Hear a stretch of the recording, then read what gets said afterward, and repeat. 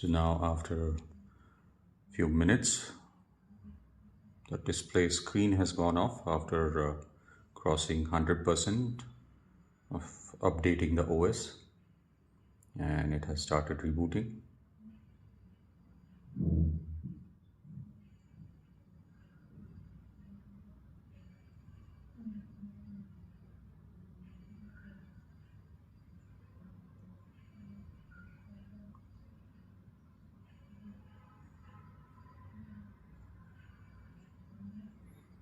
Let's see if it reboots multiple times or if it has finished updating the OS.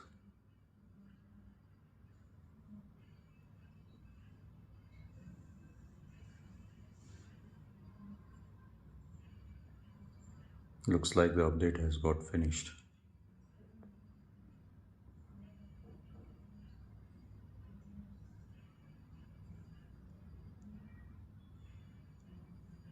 No, it is starting.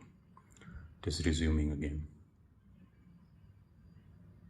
So first phase of update has happened, and now the second phase is happening. So most probably it will reboot again.